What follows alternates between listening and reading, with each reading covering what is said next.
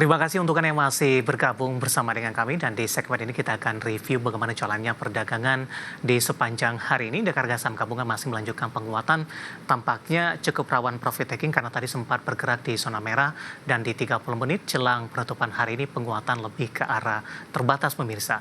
Dan kami ingatkan kembali Anda masih bisa berpartisipasi di WhatsApp interaktif di 0812 di 8788 di 3723 seperti yang tertera di layar televisi Anda nantinya.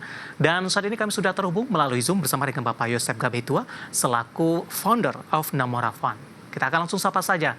Pak Yosef, selamat sore. Apa kabar, Pak? Selamat sore, Mas David. Kabar baik. Terima kasih Pak Yosef sudah meluangkan waktu di IDX Channel. Pak Yosef, euforia dari pemangkasan suku bunga acuan oleh Bank Indonesia yang diputuskan pada perdagangan hari sebelumnya, hari ini tampaknya masih terus berlanjut, Pak. Tapi untuk indeks harga saham gabungan penguatannya lebih ke arah terbatas ini, bahkan sempat bergerak di zona merah untuk beberapa saat meskipun laju penguatan kembali dilanjutkan. Analisis Anda? Oke, kalau misalnya kita ngelihat dari 1-2 hari terakhir, ini mulai dari kemarin ya, memang kita melihat ada momentum pembalikan arah dari IHSG. Dan kalau misalnya kita ngelihat secara sektoral, memang lebih spesifik ini yang banyak menopang IHSG, yang banyak menentukan arah IHSG sejak kemarin itu adalah sektor perbankan, terutama big caps-nya.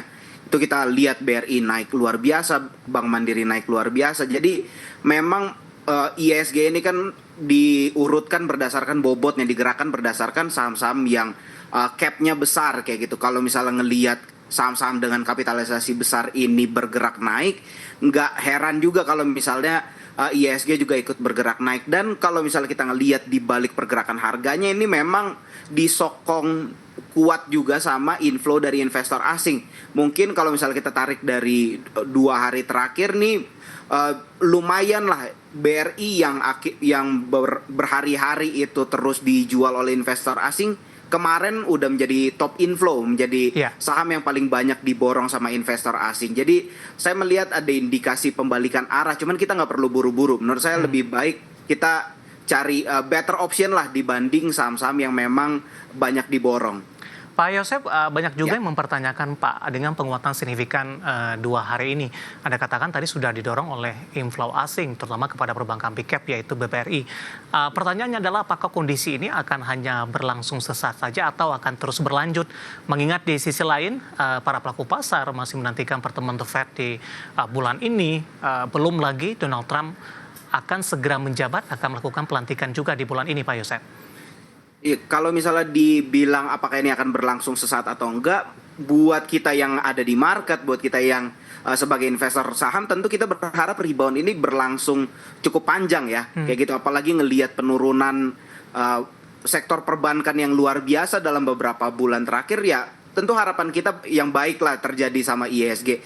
Cuman ya seperti saya katakan tadi, dibanding kita menebak-nebak, menurut saya lebih baik kita being adaptive. Jadi misalnya sektor perbankannya ini memang terlihat beberapa udah mulai inflow. Tapi di antara yang inflow ini lebih baik kita pilih nih secara selektif mana yang sepertinya resikonya lebih kecil. Kalau misalnya kita ngelihat dari awal pekan ini aja sebenarnya yang masih tercatat investor asingnya itu net buy itu cuman Bank Mandiri loh dibanding saham sektor perbankan lainnya kayak gitu. Jadi kalau misalnya disuruh milih di antara 4 big caps yang ada di Indonesia, BCA, Mandiri, BRI sama Bank BNI, saya lebih prefer ke Mandiri ngelihat dari inflow investor asing yang udah cukup besar dan ya menurut saya resikonya lebih kecil. Kayak gitu. Sebelum kita ulas dari sisi teknikal, Pak, untuk performa 4 perbankan big cap untuk updatean terakhir, saya mau ke nilai tukar rupiah terhadap dolar terlebih dahulu.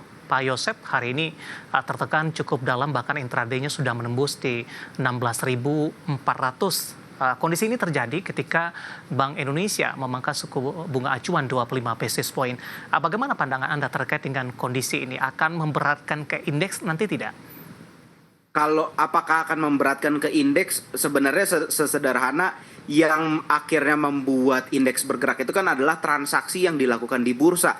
Kalau misalnya kepanikan atau misalnya optimisme itu tidak di-convert menjadi transaksi di bursa, menurut saya kekhawatiran kita atau misalnya optimisme kita itu ya nggak jadi apa-apa. Jadi menurut saya uh, yang menjadi ekor terakhirnya atau yang menjadi indikasi terakhirnya itu ya kita lihat transaksi dari para investor yang ada di bursa ini seperti apa. Kalau misalnya tercatat misalnya investor asing net buy, ya menurut saya optimisme, nadanya itu optimis.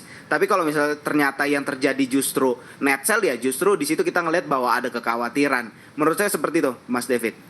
Baik, langsung saja kita ke teknikal pergerakan beberapa saham perbankan big cap hari ini, Pak Yosep.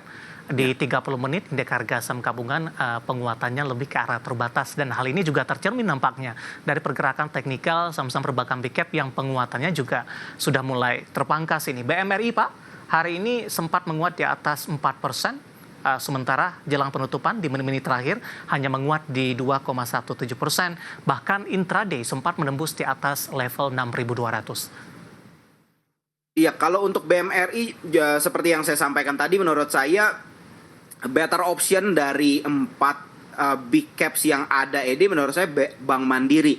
Pertama seperti ini ya, dari inflow tadi udah sempat di-mention juga. Yang kedua, menurut saya satu poin yang menarik ini, mungkin sebagian investor belum notice juga bahwa di antara 4 big caps ini yang sahamnya itu paling minim dimiliki oleh investor retail, yang sahamnya ini masih banyak dimiliki oleh para fund manager dan banyak dimiliki oleh investor asing, itu Bank Mandiri yang paling minim nih investor retailnya. That's why menurut saya kepentingan dari investor asing itu lebih besar ke Bank Mandiri untuk posisi sekarang. Jadi menurut saya untuk posisi Bank Mandiri itu opsi yang lebih baik. Ini masuk saham pilihan saya, nanti kalau misalnya soal targetnya juga itu nanti akan dibahas di next session mungkin. Baik, saham pilihan masuk dalam saham pilihan begitu Pak di 5875. Boleh kita bergeser ke BBRI, Pak Yosep? Oke, kalau analisis dan rekomendasinya? Kalau untuk BBRI, kalau misalnya sampai hari ini nih masih terlihat lagi inflow dari investor asing, menurut saya ada momentum lah kayak gitu. Kita ngelihat ada momentum, tapi ngelihat dari pelemahannya yang terjadi sekarang ini, tadi pagi sempat dibuka gap up tapi sekarang udah mulai ini lagi mengindikasikan, balik lagi ini mengindikasikan ya, belum pasti, mengindikasikan ada aksi profit taking dari kenaikan yang terjadi 2 hari terakhir. Support dan resistennya dan juga rekomendasi untuk BBRI. Kalau untuk support dan resistennya, menurut saya untuk BRI di 4.000 itu bisa jadi level psikologis juga, bisa jadi support juga untuk investor yang mau mencicil beli. Kalau buat saya pribadi, kita lihat aja dulu kalau misalnya memang masih tercatat sebagai inflow, menurut saya cicil beli untuk Bank BRI ini menurut saya udah bisa dilakukan. Tapi kalau misalnya masih outflow, menurut saya cari better option dari 4 perbankan tadi. Baik, resisten hari ini sempat ke 4240, target resisten Anda untuk BBRI dalam jangka pendek dan menengah. Kalau untuk Bank BRI di 4.300 itu menurut saya resisten terdekat untuk diuji lah, untuk dicapai. Baik, dari BBRI kita bergeser ke BBCA, Pak. BBCA ini juga cukup menarik dalam beberapa hari perdagangan terakhir, pergerakannya sangat berbeda dengan perbankan big cap lainnya. Hari ini BBCA justru melemah sendirian, terutama di penutupan sesi kedua di 0,51% di 9750. Tadi sempat menguat signifikan di sesi pertama hingga menopang juga ISG ke rekor intraday tertingginya hari ini di 9925. Bagaimana Anda melihat pembalikan arah yang terjadi untuk BBCA intraday hari ini?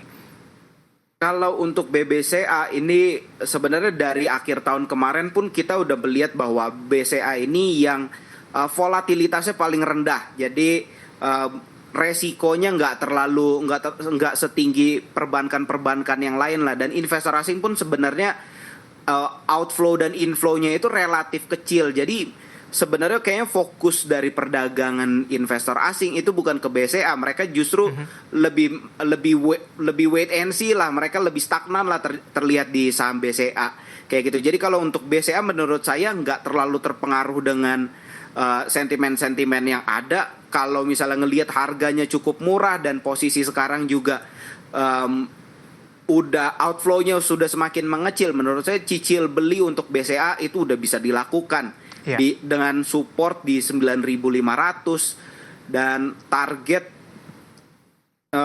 mungkin 10.100 itu menurut saya sangat mungkin tercapai kalau untuk BCA. Penutupan hari ini di 9750 melemah di 0,51%. Level support yang bisa diperhatikan di 9.500. Analisis dan rekomendasi dari saham-saham perbankan big cap dan lagi-lagi keputusan investasi tetap ada di tangan pemirsa IDX Channel.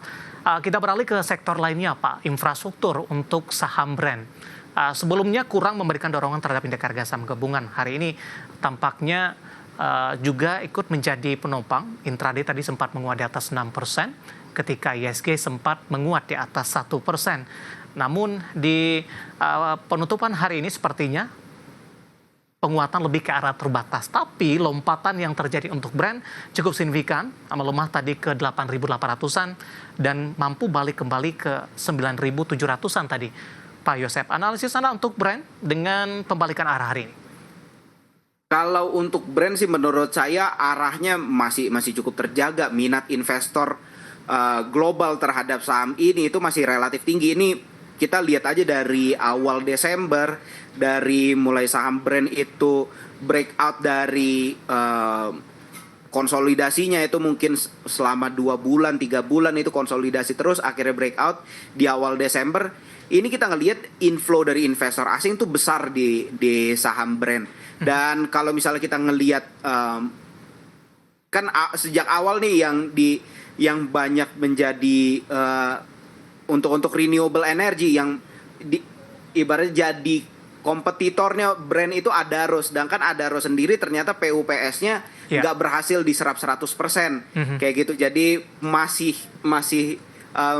jadi perusahaan dengan salah satu sektor penopangnya itu batu bara. Jadi kayaknya brand masih menjadi opsi satu-satunya untuk renewable energy.